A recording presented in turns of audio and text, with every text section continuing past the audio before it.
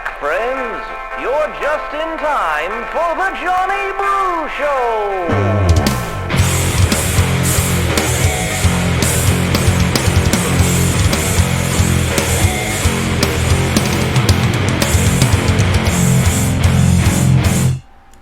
What's going on, everybody? My name is John Brookhagen, host of The Johnny Brew Show, and welcome to another special Sunday edition of The Johnny Brew Show.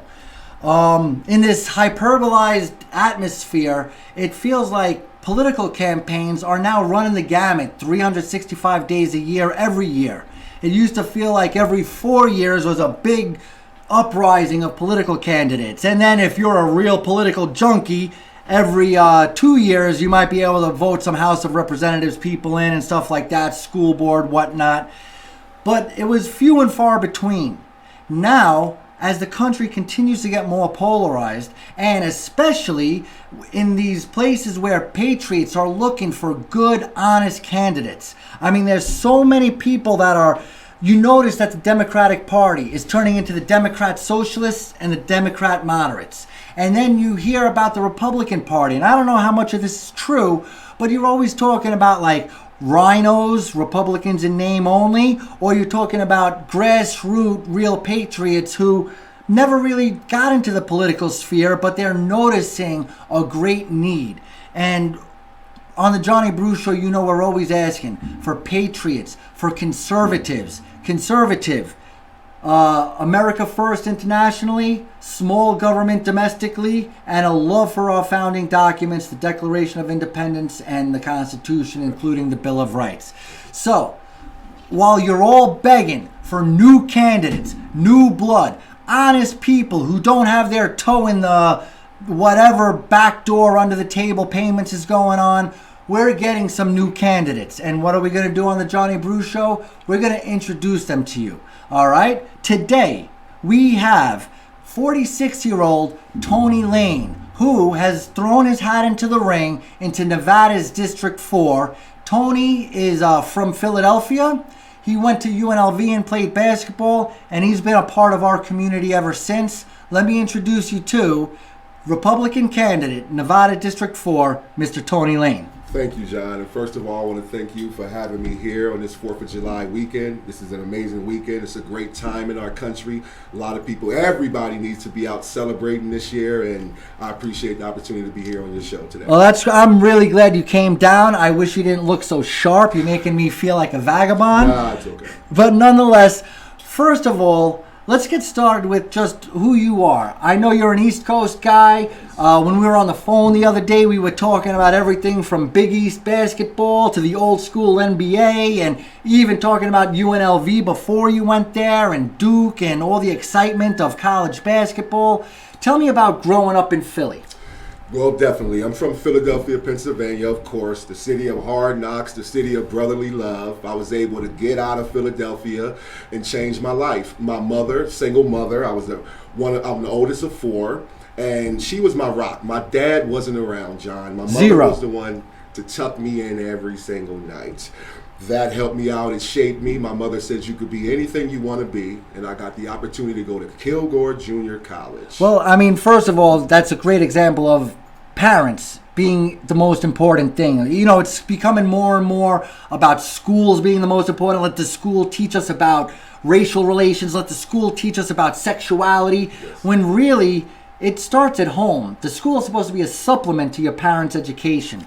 So tell me more about, your mom, your siblings. Did you ever meet your father, or was he ghost right from the get-go? No, and I definitely met my father. He didn't live too far from us, but he just wasn't there every day to tuck me in. All right. A lot of the learning that I've learned growing up has came from my mother, and it definitely have shaped me and made me a strong man today. I understand the consequences of life without having a father. I could have been a victim of those circumstances, but I wasn't. I'm sure your neighbors were. Yes, a lot of people in my community were. Not having dads, they was able to get in trouble. trouble.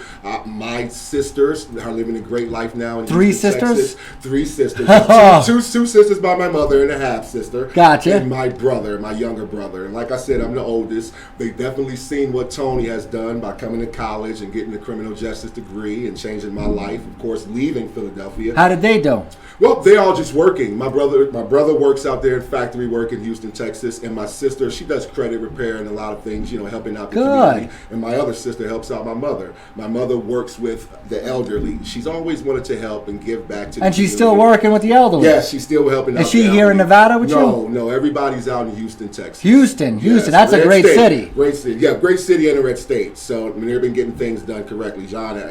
Governor Abbott, of course. Yes. Well, and one thing, I don't want to get, I warned you I'd go off on tangents, That's but I'm okay. hearing about Allen West versus Governor Abbott, and I used to say I wished Allen West would eventually become president. Now he's running for governor of Texas, and Abbott, we've had some problems with some of the stuff he may or may not have done, and of course we don't know the inner workings of politics and deals. You got to give some to get some, but I'm really concerned in a good way, I guess, because I'll take Abbott or West any day, but, that's a weird situation. As long as they're on the America First agenda, that's what this is about. We got a lot of socialism going on in the United States, and it's truly the communist mindset is definitely plaguing our country, and we want to rid that. Right. So we only want to elect candidates that are truly on the American First agenda. And Allen West, as being in the military, Right. so he definitely understands, and we look forward to having a great race out there. So tell me about high school. You went to high school in Philly. Yes. Did you get good grades? Did you play sports? Tell me a little bit about your high school. No, I definitely, early on, I got good grades, but I started running around in the pack. I went to 14, 15 years old. Of course, in Philadelphia. Rasheed Wallace, who went to the NBA Sheed. from Simon Gratz. And, I got in trouble. I hung around the wrong crew, and I was able to get my GED.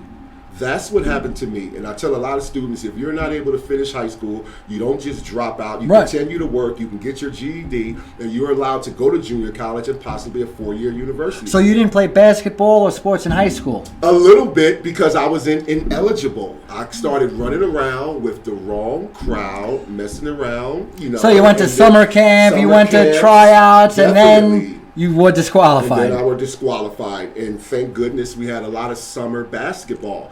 One group in particular was the Police Athletic League. Yeah, PAL, East Coast. The main league that helped all the youth in the East Coast. Yep, I played PAL. And of course, Sunny Hill basketball. That was my ticket out of Philadelphia. Sweet. Gave me an opportunity. Like I said, the Police Athletic League. We need that here in Las Vegas. I definitely. Right, because the AAU is not the PAL. No, it's definitely not. And the YMCA isn't really the PAL either. The YMCA, AAU is almost like a breeding ground for wannabe NBA players. Maybe, almost. exactly. Well, that's what they want to be. Yes. Whereas the YMCA is more just a community thing, where the PAL was kind of like structured to give all kids an opportunity to play ball and compete, but at the same time they had those values and they had certain criteria that you couldn't be a gangster. Exactly, and that was the main thing. If you know you're playing for the Police Athletic League, the one thing you bring to the court, to the area, is respect. For the police. For the police, and that's exactly what I'm talking about. Today's administration continuously demonized the police, and it's terrible. We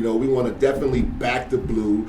If it wasn't for them, this would be all over the board. Right. Chaos. So they were a very integral part of my youth. And growing up in the 90s, whether you listened to NWA and you were in the inner city, or if you were in the Italian mob, yes, there was unwritten rules that you didn't go after police officers, you didn't disrespect them, you didn't start a war with them, and you of course, you weren't supposed to hurt civilians. Exactly. A gangster could kill another gangster, yes, but you can't be randomly killing random people. You can't be shooting at police. Yes. And we don't have that anymore. No, we don't. And when we were younger, police officers would come in our neighborhood, and we knew who these guys were by name. And that's huge. That was really huge. And they gave an effort to try to do that, just like today. But when you have the media consistently working against these guys, what do you have morally? Right. And speaking of tangents, that's what what I'm worried about with Democrats trying to defund the police, even though they're saying they're not doing that now. But I believe their end goal is to get a federal police force. Yes. And what happens is they don't know the community. The reason why we have it set up the way we do is because members of the community are supposed to be police in the community. Exactly. And, that's why it's supposed to reflect the diversity of a community. If you have a half-black community, you should have kind of a half-black police force, because the people grow up in the community and some of them become cops. Definitely. And they know the hood, they know the people, they know the moms that are good, they, yada, yada, yada. Exactly. No, you're definitely on point, and that's exactly where we're coming from nowadays. We want to let people know that we need more minority police officers, black and brown police officers.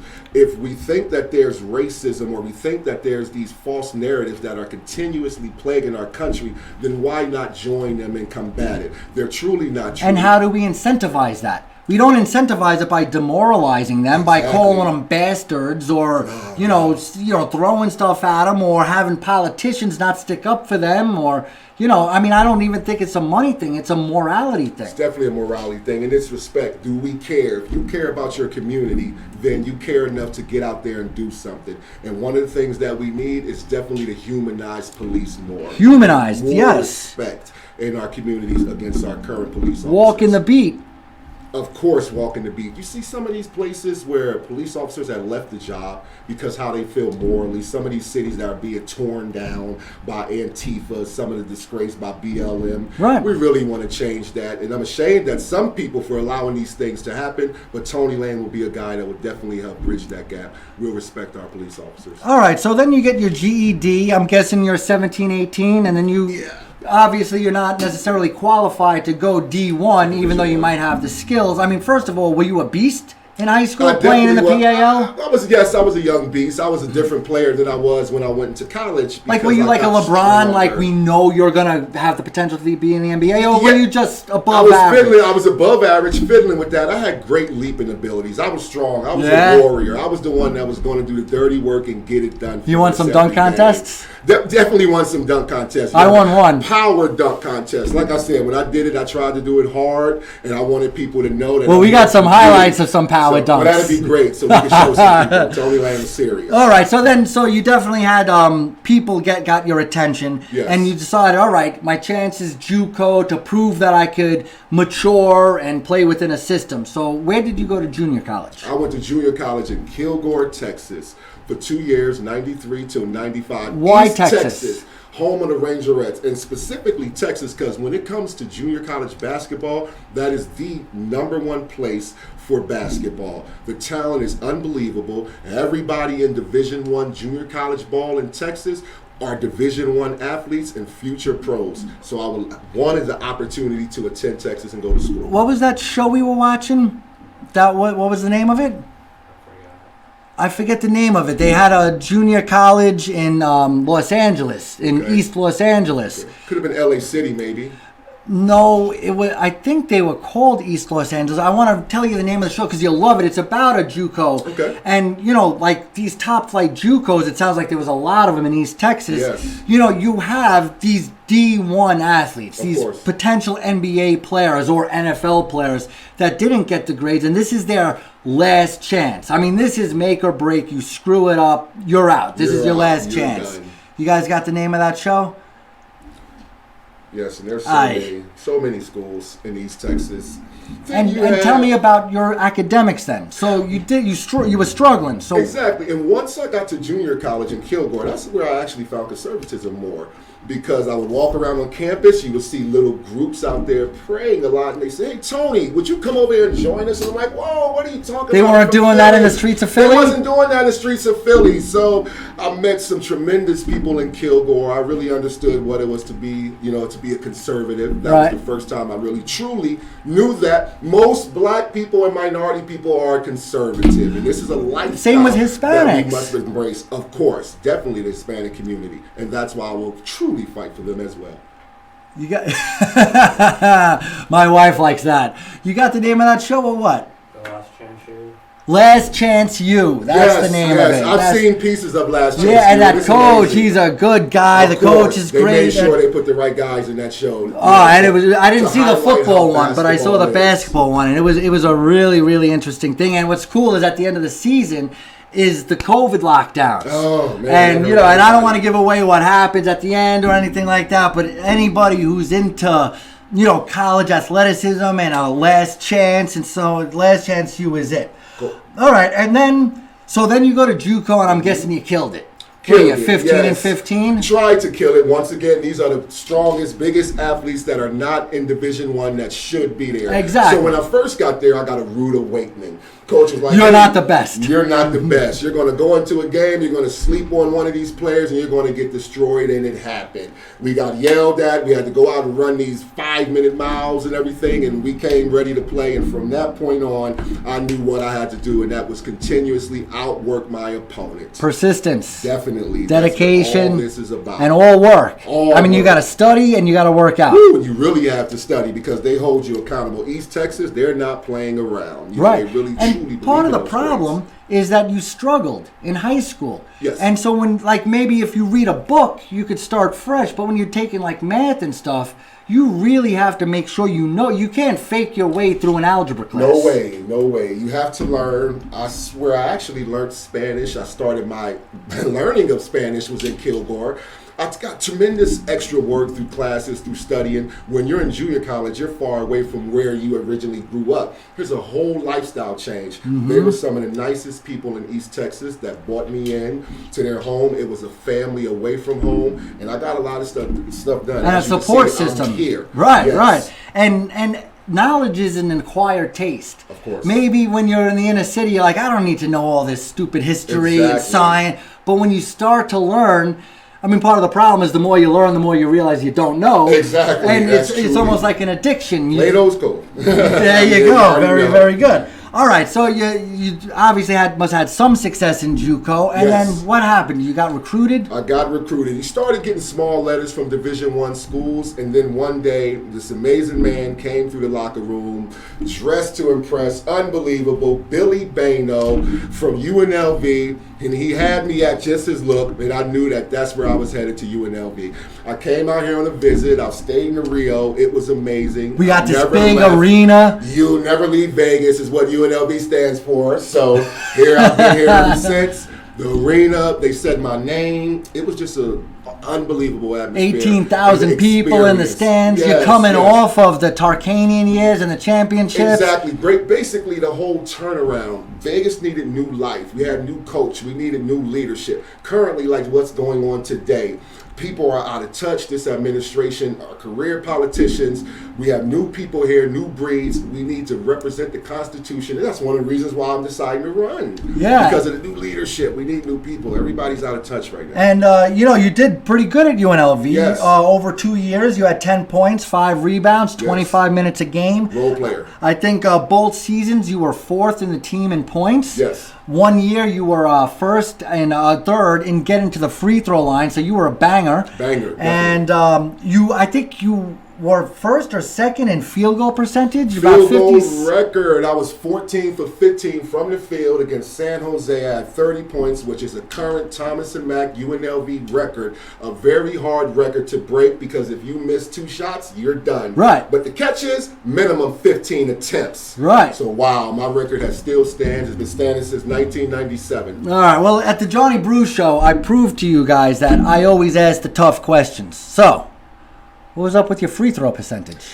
Well, like I said, when you're a banger, I always wanted to feel the contact of somebody touching me, and I always made those shots for an and one foul to get the bonus and make that bonus. And getting to the free throw line was just something I wanted to hurry up and get done so I can get back in the trenches of the action. Yeah. But I got the JUCO. I got better at it, and Right. I worked really hard to become a better free throw shooter. It's funny you bring that up, and my wife was playing some. I wanted you to talk through it, but first I want to. You just reminded me of one of my best. I used to play ball too, and I was a 3 and 4 man. I used to bang inside, and I remember one of my best defensive plays Okay. was covering a man like you. Wow. You get the ball, and then I just take a step back. So I can fall. And you don't have that, like you that said, feeling. you're looking for that contact, Of and when course. it's not there, Of course. you'll travel or you'll turn around and try to take a 3-foot jumper instead of a layup, and Exactly. those big men love the contact. At 6'6", I went up against guys consistently that was 6'9" and above. Right, because you're playing 4-man in a D1 school. Exactly. So one of the things I would do to combat that, John, is I'm going to turn around and face you up. I want to look you dead in your eyes and show you a few pump fakes. And if you could hit a little Tim Duncan backboard jumper. Definitely, and I had that. I had some hook shots and a lot of up and unders. Up and under. So, yes, yeah, so can you see the screen? What are we Yes, watching right here? We're watching TCU. This was back in '97, if I'm correct. Yes. We're here. We won this game. That's Kevin James, who came with me to UNLV from Kilgore. Kevin came to UNLV with me. And that was an alley-oop dunk. He was great at giving me assists. He always fed me the ball. It's like we had that bond. Right. See, power dunks. Boom! Trying to let them know. And they were yelling like crazy out there in Texas. And we was trying. I wanted to put the shush signal up, but coach would get upset with me sometimes. So I tried to keep it simple. Here, you can't hear it, crowd. But right now, I am yelling to the top of my lungs on that dunk. And that's at Hawaii. Because they're screaming. Everybody has these parades when UNLV come to town. Right, so I really especially wanted to rain on their parade. We don't get much rain here in Las Vegas, but I was going to bring some rain over there to them, so I took care of it. You ever break a backboard? Yes, I have. Overseas, and it blessed my head open. I had a cut and everything. Oh, that's even cooler. But it was cool. It was definitely cool. And you had blood running down your face? Yes, and it made me look really like a real leader. Yeah, I love it. Amazing. It was in Cyprus. Love it. And you're getting to see the whole country traveling around, dunking on people's heads, getting an education. Yes. The American dream. You don't sound oppressed. Dream. No. That's one thing, and that's that false narrative that every black person is oppressed. It's just unbelievable. They're teaching this consistently in schools and in youth with critical race theory, that all white people are supposed to be white supremacists, that they're trying to re-enshrine this white supremacy in every institution, which is totally a false narrative. Right. I mean, you're talking about like the city council in Chicago, the mayor, the police chief. Everybody's black. Yes. And meanwhile, they're saying that the system is, like, the people who are running the system are saying the system is racist, and they're the ones running the system. Exactly. It doesn't compute. Well, a lot of people are idiotic to knowing that. You think of some of these small cities and, big cities in, like, Detroit, Chicago, they haven't had Republican leadership in over 30 years. And it's unbelievable to think that they wouldn't give that a try. I don't understand. And the reason why is because of the lack of education and the lack of the Constitution that's being put in our schools. If we focus on American history and stop pinpointing certain parts of American history, then you're allowing people to have true knowledge and make educated decisions for themselves. And if something's not working, can we try something different? I mean, what do you got to lose? I mean, say you're in President Chicago. Trump said that, and that's my message. Right, that's right. What do you got to lose? Got to lose? You're going to always hear Tony Lane say that. We see what's going right now. A lot of unconstitutional behavior, like I said. Right. Theft, borrowing more than we can pay back in a lifetime.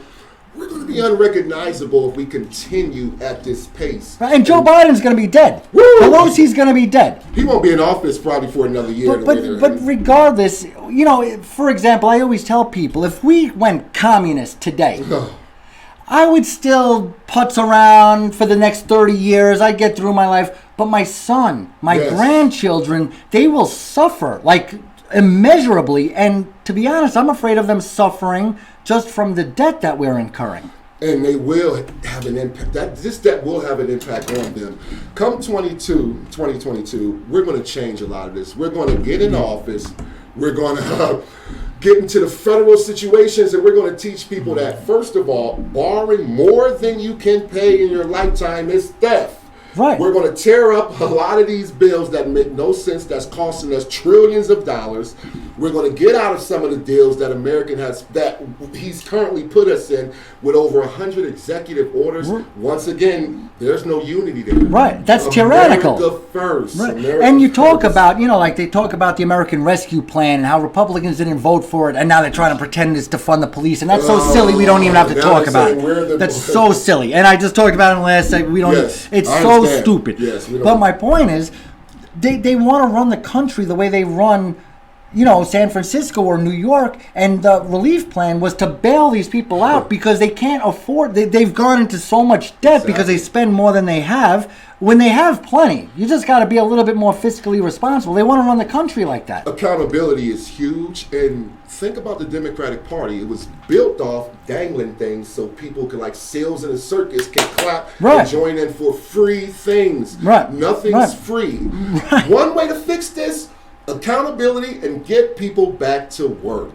That's what this is all about. And it's another thing that I talk about. I implore conservatives to not take it out on illegal immigrants because they're being invited here. Yes. You know what? And if you lived in Honduras and you heard Joe Biden say, "Hey, come on here," if you're motivated and you want to do what's right for you, you're going to do it. Yes. If Joe Biden says, "Stay home, coronavirus and Delta variants are killing everybody, and I'll pay you more to stay home than you can make it work," you can't get mad at the people who aren't working. You got to get, that you want to talk about a system, a broken system. 1968. Remember those years in the 60s? No, I was born in 76. That's when Joe Biden believes today that we're living in. Right. He doesn't believe this is 2021 where black people where we have black doctors, lawyers. He forgot that he worked with former President Barack Obama. Right. So he was a clean, good-looking black guy. And hey, Biden might say the same about you. Look at this. We got a clean, well-spoken black guy. Yes, the American dream. He may say that, or he may slip up and unfortunately say something racist, but the media won't show that, or they won't cover that from Sippy Cup.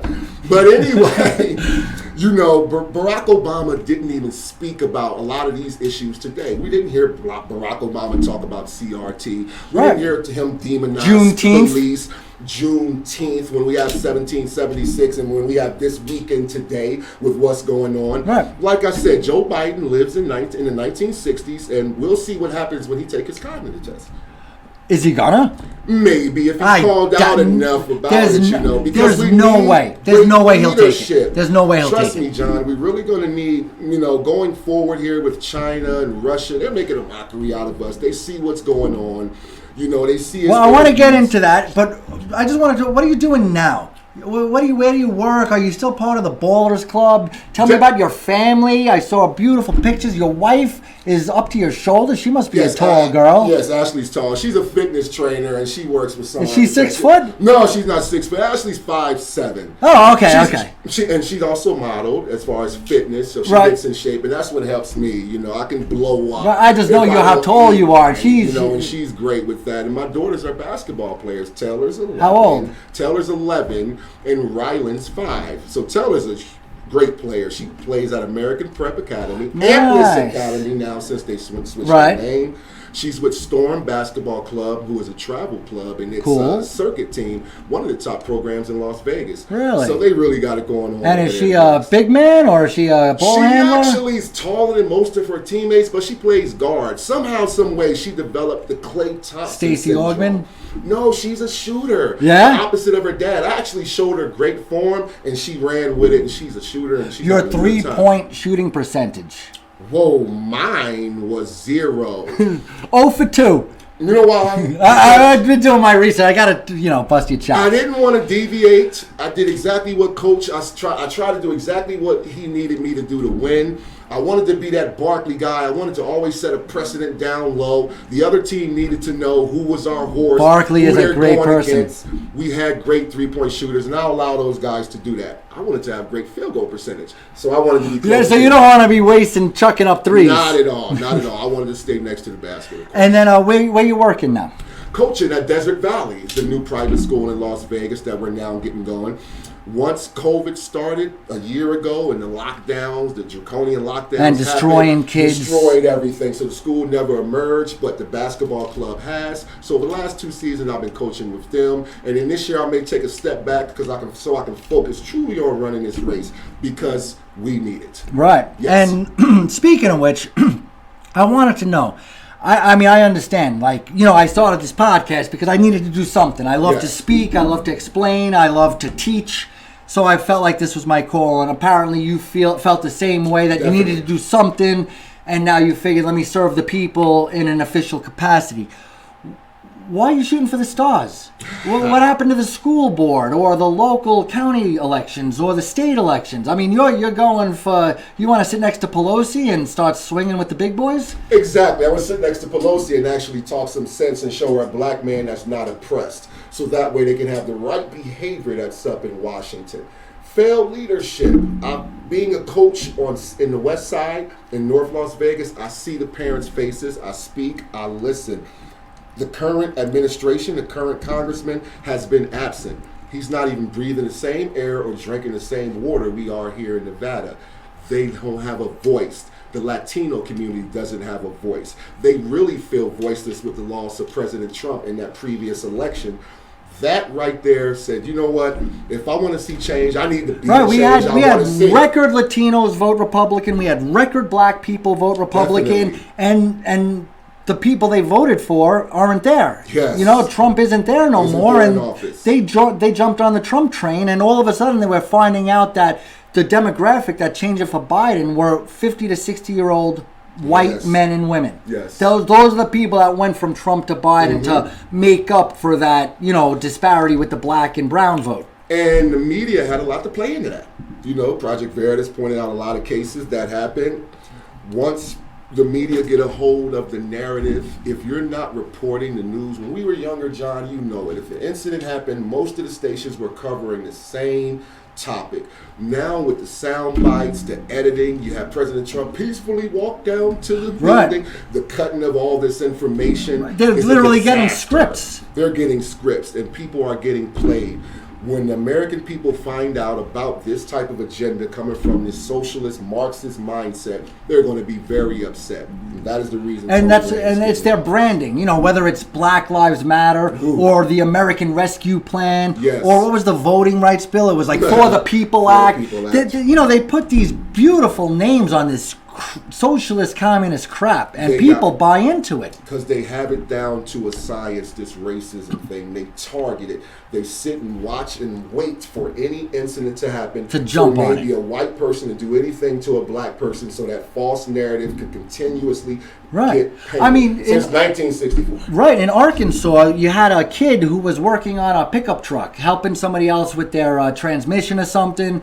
They were working on it all night. 3 a.m, they get pulled over because they weren't in the right part of town. I think there's a lot of meth in that part of town or something. So the police were a little on edge, pulled over this pickup truck, which was just doing a test drive to see if the work they did was good. Yes. And I think it was a 17-year-old white kid had like the oil filter in his hand or something, and he jumped out to the cops and said, hey, you know what's going on? And the cops shot him dead. 17-year-old white kid, wow. You know, and it's horrible, and, you know, cops have a tough job, and, you know, it's a neighborhood. They get a lot of people who are high and jittery, and, you know, and who knows what was really going on there. But the only thing is, heaven forbid it was a black kid. Ooh, if that would have happened, you would have seen Reverend Al Sharpton. You would have seen so many people down in the community speaking out or trying to speak out about it.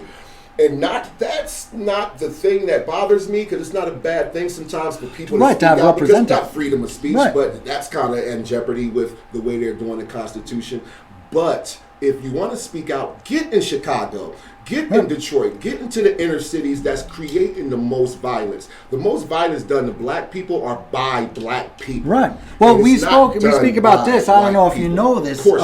Where Black Lives Matter started from 2014 to 2019. Yes. Anywhere they had a major demonstration in like 17 different major cities, over the 5 years of their demonstrations, 300 less people got shot by cops. Yes. But 3,000 more civilians got shot by criminals. Yes. So, I mean, you know, and unfortunately, most of those civilians that are getting shot are people of color, or more appropriate, lower socioeconomical, you know, neighborhoods and stuff like that. And, you know, they might be having the cops do less killing of criminals or suspects, but it's coming at the expense of every one criminal that's not getting shot by police, 10 civilians are. Yes. We need the media to do their jobs. We need more platforms to show what's going on in these inner cities. The truth. We have a lot of black leaders who would love to get in these inner cities and make change and make a difference, but they're not being shown this narrative. and it's truly causing problems throughout our country. And a guy like me will debunk plenty of these narratives running for Congress. But when we're talking about a guy like you, Yes, you're coming out of nowhere, right? Yeah, I mean, you're coming from the basketball court, of course. and you're trying to go to the Capitol. Yes, That costs millions of dollars. yes.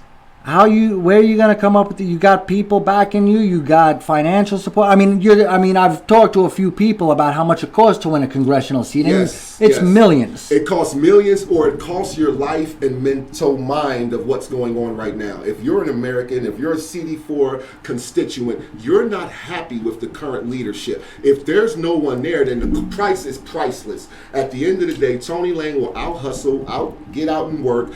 I'm going to network. I'm going to get the donations I need.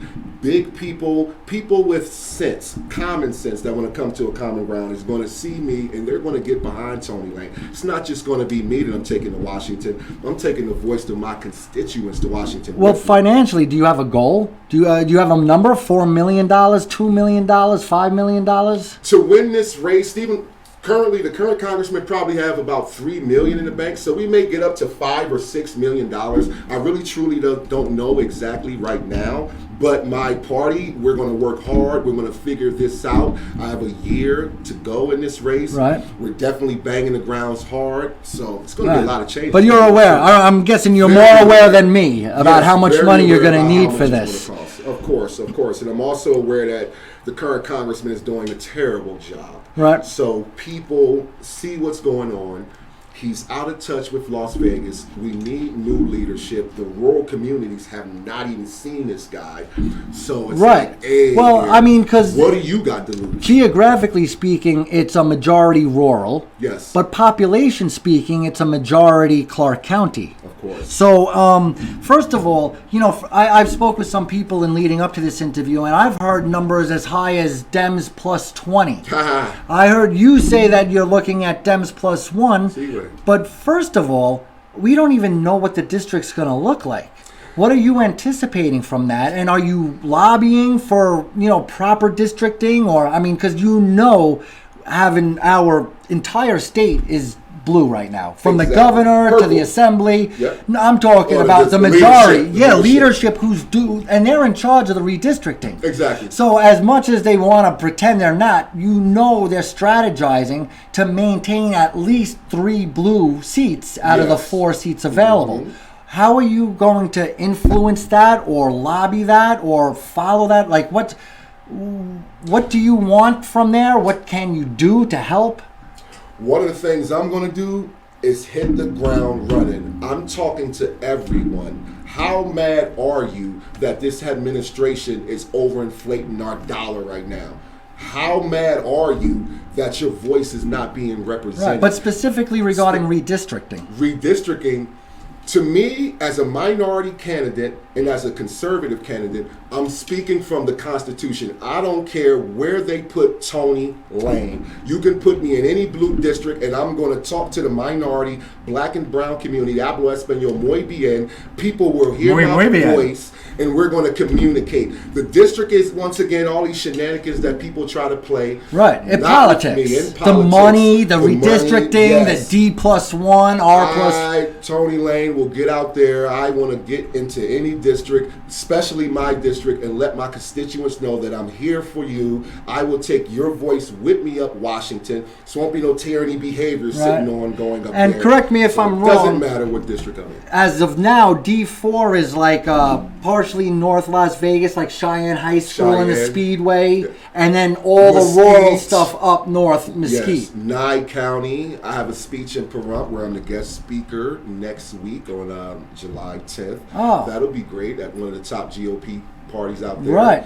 So they'll hear my voice. I'll let them know that I do relate to you because I know the Constitution. I'm learning every day, and my job is to represent you in Washington, not me. It's to represent your voice up there, and we're going to get a lot of things done. And that redistricting is supposed to be released August 16th, which is going to be a big day Yeah, for very the big whole day. country. I mean, For a lot of is candidates. August 16th the Nevada day, or is that the federal? Is that all of America? It may be all of them. It could be just us, but it may be But at that everybody. time, everybody Yes. should start Should coming be starting out. around. I I mean, said September, too, for a lot of right. people. And, somewhere some around of it. you may remember we gained a seat in Texas. We gained a seat in Yes, Florida. that's California and great. New York lost a seat. That's got to be good news. More Unfortunately, conservatives moving in, to Vegas, hopefully. So we're D+1 now, and this race can go any way. well, you say D+1, and I've asked two other people. One person told me D+20, another person No told way. me D+5. We're D+1 according to some of the new ratings because we have new people moving in. We got a lot of changes. A lot of people moving in. are recognizing. Are you going to convince North these idiots from California to change the way they vote? Definitely. If you're bringing a lot of liberals and you're bringing a lot of Democrats here to Nevada, we want them to understand that this is battle-born Nevada. We preserve the Constitution, not transform it. Right. When I came here, it was. First of all, we were a red state when I moved here. Yes. No income tax. We're not going to tax the mining. We're not going to tax the casinos. We're going to freedom, open carry, yada yada yada. Mm-hmm. And since I've been here, 15, 16 years, it's flipped Well, on its head. Once again, and now the new parties with the Democratic Socialist Party, Right. This is Marxist socialist behavior. Could that We be? gotta get away from That's it. got to be a blessing in disguise. It truly is, and we need more American first candidates in office. In California, we can see how to have that worked out for them, going with all these socialist Right. policies. It's just. But terrible. meanwhile, we modeled that election law after California. Oh, Thank man. God it didn't come Ooh, through. it didn't come through. So let's get a little bit more specific about District 4. First of all, you're going to be running against Horsford, who Yes. you've referenced. You didn't say Hopefully. his name, which is great, but I'll tell you guys. Okay. Horsford is the current assemblyman or congressman in NV4. What gives you the tools to beat him? I mean, you guys are both black men. Yes. So you can't, he can't throw the race card at you and stuff like that. What do you offer the community that Horsford doesn't? Or what does Horsford do for the community that you don't agree with? Well, if you were to open the mic up and allow callers to call in, if I was to say to any of the callers or any of the audience out there, name one thing that you can possibly say that Stephen Horsford has done for you, we're not going to hear nothing. We're going to hear crickets. He hasn't been here. His voice is not being heard. Right, he's not on any committees that I know of. He's not. I haven't heard of anything really. No, Tony Lane is here to represent the people. I've been in Las Vegas over 20 years. I'm a community guy. Like I said, I'm bilingual. I'm definitely ready for this challenge. America needs change. We need change here in Las Vegas to preserve our values. And Stephen Horsford is not doing a great job of that. So therefore, it's one of the reasons I'm trying to get And now it. there was supposed in 2000, I think, was it 2018 or 2000? Yeah, I think 2018, where Chris and Hardy was supposed to be in a toss-up with him. Yes. But then I think he threw Trump under the bus, or he turned into he didn't show Trump support on certain issues, and they say that's why he lost. Okay. Obviously, I don't foresee that with you. You seem like you're on the Trump train. Definitely America first. But do you have any opinion on why Chris and Hardy lost and what you can do different that he didn't do? Well, I actually spoke to Crescent Hardy, and he's a cool guy, Crescent Hardy. He tried to represent us the best way. And what I heard was third party. I'm just telling you rumors. It's always, this is that time, and these are those eras when cancel culture, when things you say out your mouth, they continuously try to mess with. So against me, against another minority candidate, it's truly our messages that's what's going to make sense. It's truly letting people know that throughout the pandemic, our current congressman was nowhere to be found. We led the nation in suicides with our youth. Vegas, we're known for that. And we lead the nation in unemployment? Definitely. And once again, where is our congressman? He's nowhere to be found. So the rural community needs a change. Definitely North and West Las Vegas. Definitely, we need to preserve our community because it's trickling down, and we need more American First people in here to finish what President Trump tried to do. Rumors say that Sam Peters is the favorite for the Republican ticket. What do you like about Sam Peters? Sam Peters is cool. He's a former veteran. He speaks from his heart. He definitely wants to see change as well in Nevada. The only problem is if he was to get past Tony Lane, then he's a white candidate going up against a minority in this cancel culture era, whereas the false narratives dominate our media, I'm afraid that Sam Peters won't get the representation from the votes that he needs to get over the hump. Therefore, we would hand the Congress position back to Stephen Horsford. Does that bother you? It definitely bothers me that the message will get distorted all because of race. And once again, Right. people are not, you think about it, Dr. King said, remember? Right. Be judged off the content of your character, not by the color of your skin. And we were getting there. We were getting there until this administration once again took us back to the 60s, Great New Deal mindset, judging us off the color of our skin and not the content of our character. So truly putting me up against Stephen Horsford, the content of our characters will come out, and my constituents and people will see that Tony Lane has a better character than Mr. And speaking about people of color or the colors of the rainbow, we have Carolina Yes. Serrano. Yes. She's Colombian descent. Yes. And she's also a big Trump trainer. I know she's worked with Trump a little bit here and there, and she's saying that she can't be canceled and stuff like that. What do you like about her? She's cool. Once again, another candidate fighting for America. America First candidate. She definitely likes Trump. I think that I will be able to get my message across a lot better going directly at Stephen Horsford. Man to man, looking him in the face. That's what this is about. Me being in the community, I've been in Las Vegas for 20 years. I'm consistently out. I'm talking to people every day. I'm representing small business owners. I think that I am the candidate to go against Stephen Horsford, hands down, and that's truly how I feel. Carolina and Sam, I hope to wish them the best, and they run the best race that's music to my ears. But other than that, Tony Lane, I feel as though I'm the candidate to take on Stephen Horsford and anyone. And just so you know, as the Johnny Brew Show is growing, one of my dreams is not to become Tucker Carlson. Okay. One of my dreams is to set up a debate floor in the other room. Yes. And I'm hoping that next year, 2021, maybe I could get the three of you guys. Thank you. You're a math guy. No problem.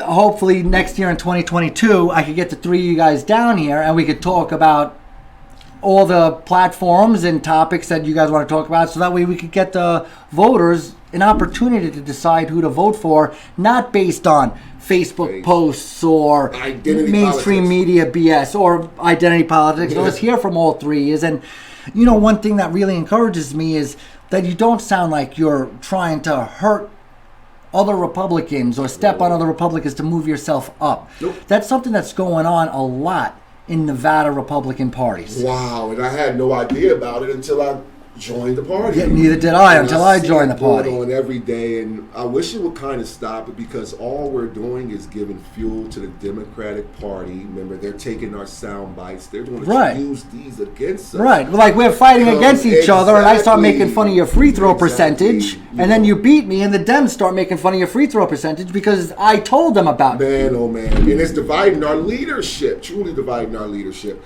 This is a Trump party.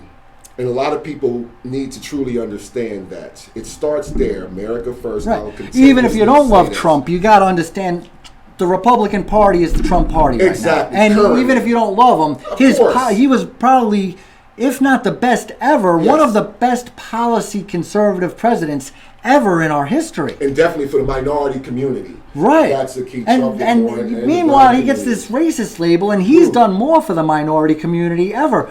I brought it up before we got on the air, but I remember Trump on Oprah Winfrey. They were chanting for him to become president. I remember him working with Don King and Al Sharpton, and he was one of the first people to hire a woman as a corporate CEO and a person of color as a CEO.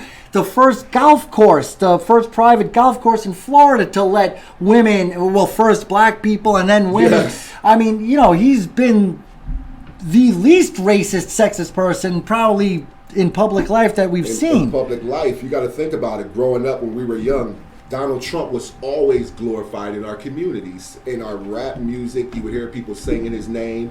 You had people, elderly people in our community would save up money just to go on bus excursions to go to the Taj Mahal. The Taj Mahal. My grandmother would save money.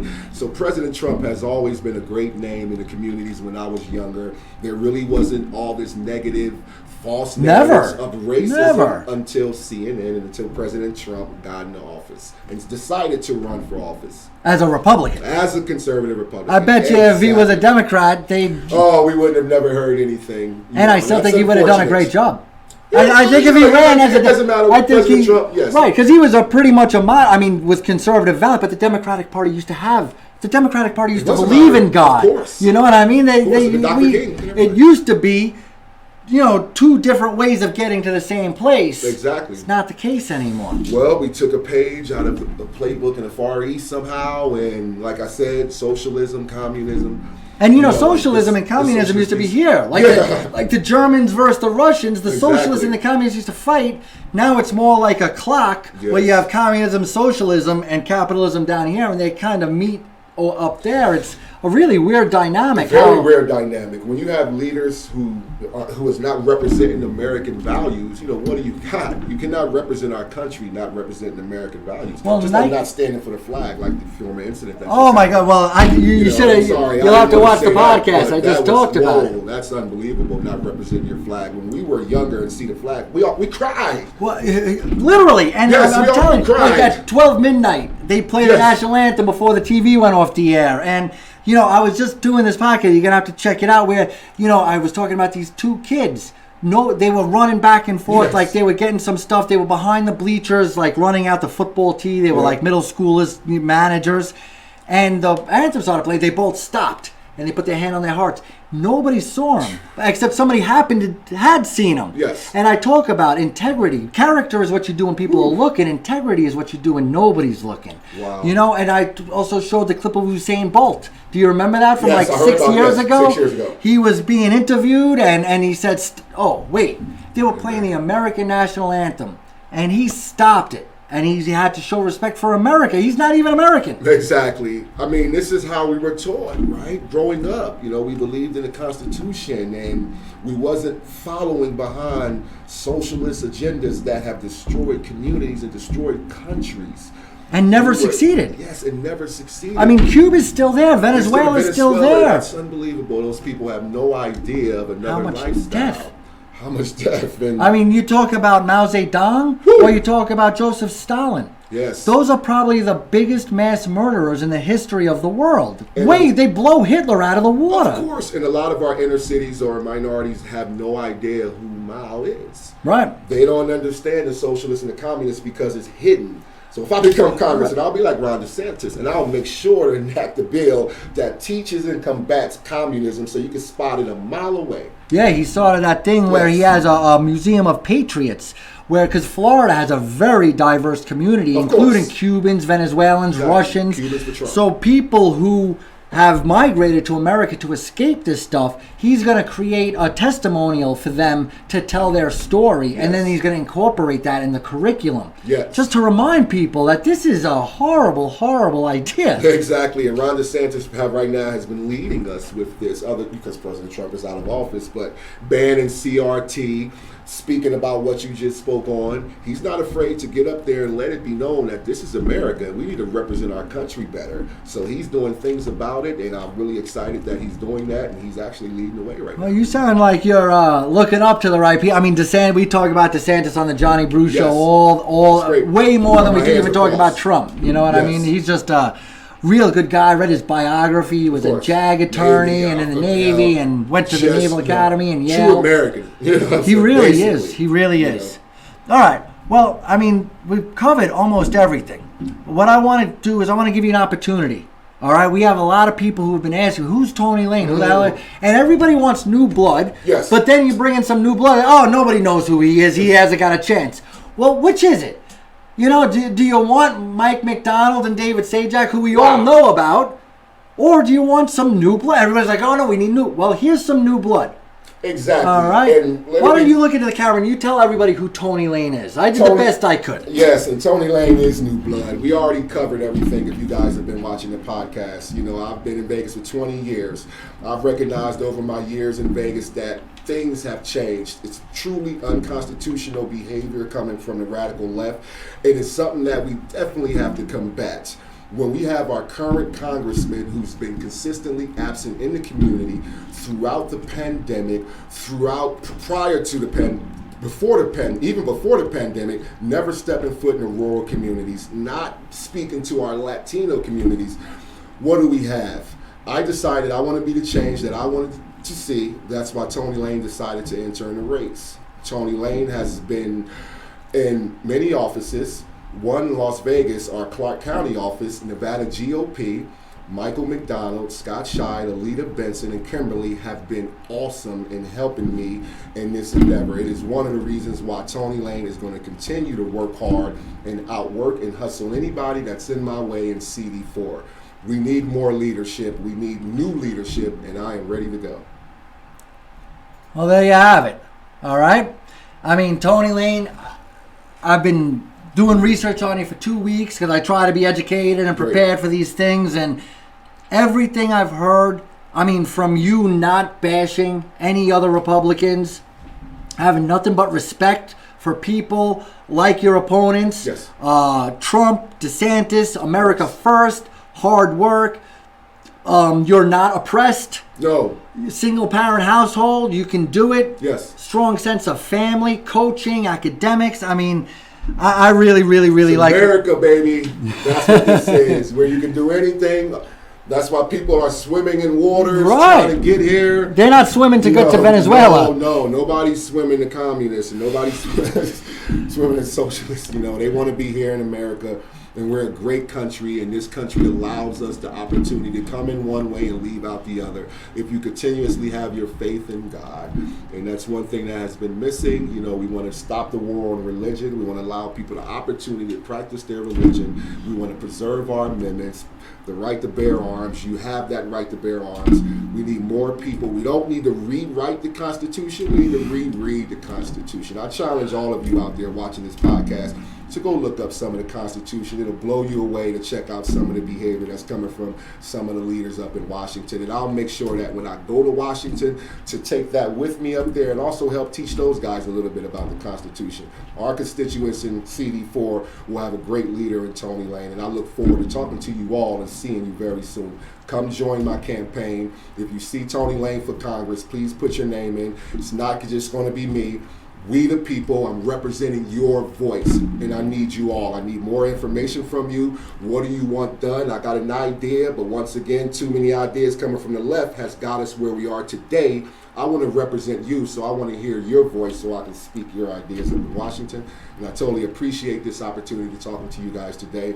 John is the man, and he's doing big things, and we'll see him real soon in the future as he continuously speak to candidates and this is what we need. I mean, think about it. You guys are hearing us, and I appreciate John on 4th of July, Independence Day. What a great time to be with you. Amen. Thank you, my man. Amen. And for those of you who might need a copy of the Constitution, a friend of mine, Mike McLean, brought 200 constitutions, which includes the Bill of Rights and the Declaration of Independence.